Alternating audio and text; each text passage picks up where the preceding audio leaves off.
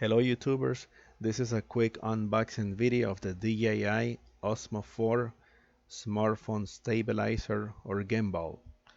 I got this today, September 15 of 2020, and the reason why I got this gimbal or smartphone stabilizer is because I have been on a hunt to get the best blogging setup for my YouTube channel.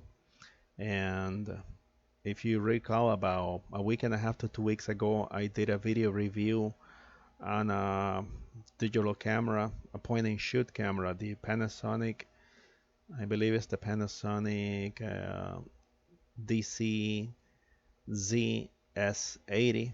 And I apologize, guys, I didn't write any references before making the video.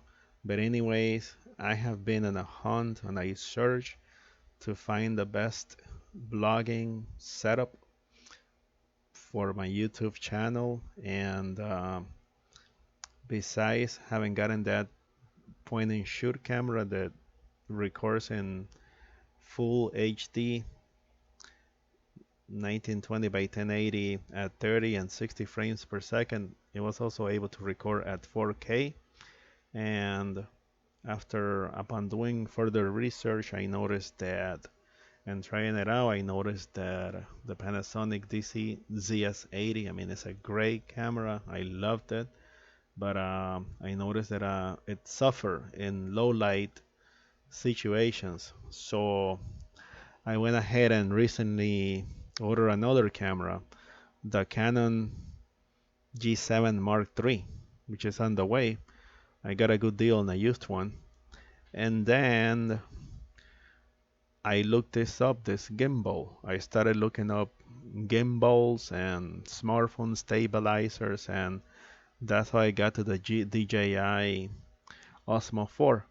And the reason why I got the 4 is because it's the latest model. As far as I did some research, some reviews on YouTube, and I also found out that it has the best stabilizing, revisions because it's the latest model. The face tracking is very good, and I have never had a gimbal. I have never had a smartphone stabilizer. It's my first time, and I'm gonna try it out and see how it goes. I have an upcoming trip in the next week or so to Chicago, and I'm gonna be taking both with me with my son. I'm gonna be taking the Osmo 4, and I'm also gonna be taking the Canon G7 Mark III, and I'm gonna be recording from both devices. And so that is the backstory to the purpose why I'm trying out this gimbal, and this is the unboxing. As you can see here, um, as you can see there, I'm pulling out of that box package. You can see somewhere in there on the top there's like it's like a grid footprint or layout or blueprint, and that is a ring holder. It connects to the back of the phone. If I wanted to attach the the phone directly to the stabilizer without having to use the detachable bracket. Now, I did some research, and once you connect with this 3M adhesive uh, materials, or you glue it on there. Once you glue it on there and you snap it in place, not snap it. Once you glue it directly, the ring holder, you're gonna, if your phone uses wireless charging, it's gonna have difficulty, and you won't be able to wireless charge. So it's not a good idea if you have a wireless dock. I don't recommend that. I would recommend you use the detachable bracket instead. Now, I already unboxed the rest of the other stuff. That's the bracket. That's the bracket that holds it in place, and that is in addition to the ring holder. That is like a stand that connects. That stand connects to the gimbal itself. It's like a three-leg stand, and it uses like a standard, that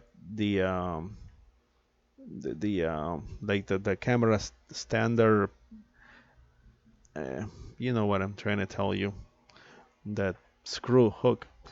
So this is what the gimbal itself looks like.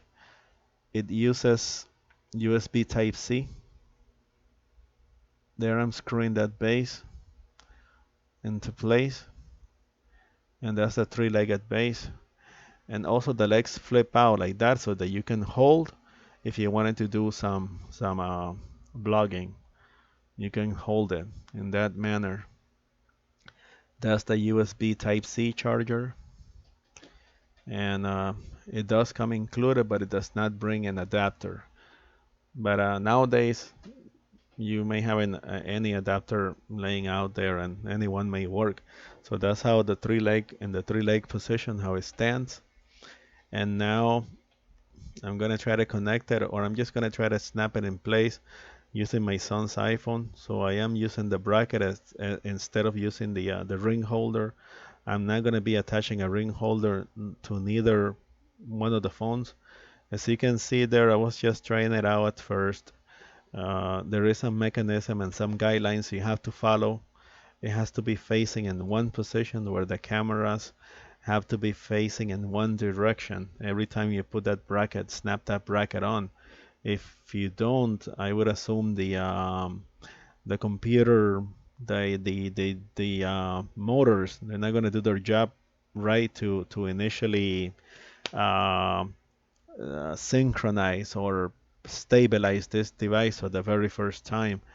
I didn't To do the setup. I didn't have to do anything else other than to just with once the bracket is snapped into place, it uses the magnetic holder, and it would just snap into place magnetically. And once I turned it on, and it automatically stabilized the unit, the phone. And once you double click that other button, it can either go into landscape or portrait mode. So I didn't have to do anything else. I was breaking my head there at first, but then I got it just right.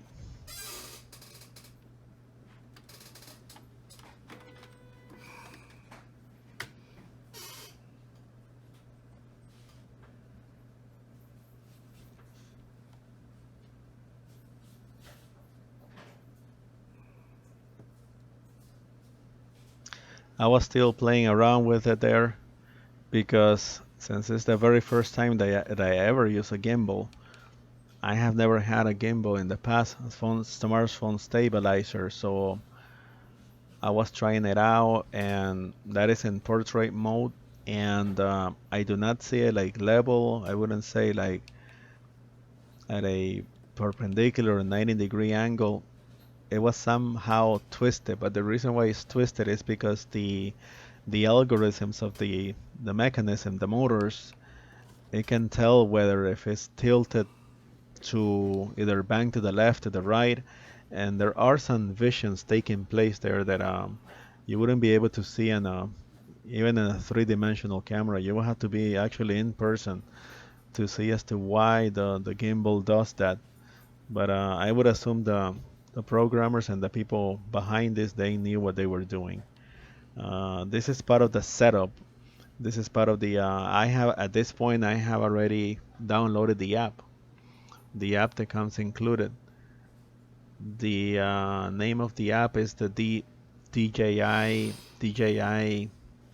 Mimo, I believe, the Mimo app. So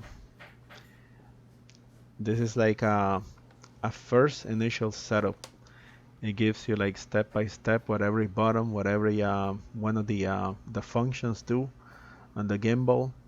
And obviously that is even before removing any stickers and labels, because I don't plan on doing it just in case I have to return the unit. That is a firmware update. As soon as I connect it and pair my phone to the gimbal, it requested to do a firmware upgrade, and I did just that.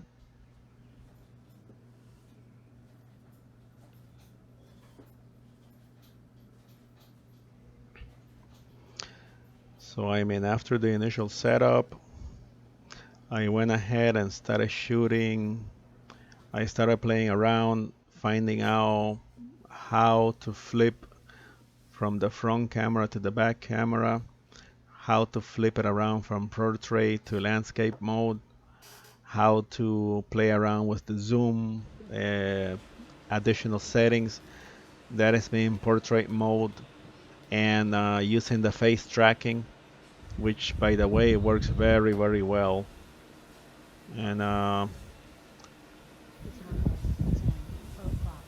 as you can see there, the algorithms of the software of the DJI Mimo, they are tracking my face. It is doing the face tracking stuff, and it's very good.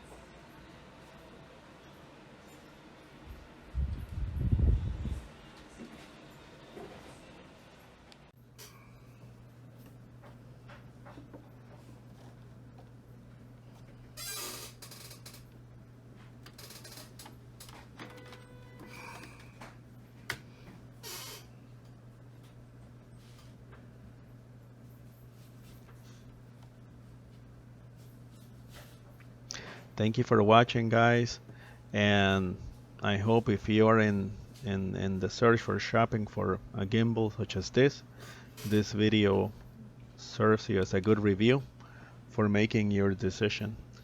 Further down the line, I'm going to be making a more in-depth review on this gimbal. Thank you again, guys. Have a great day.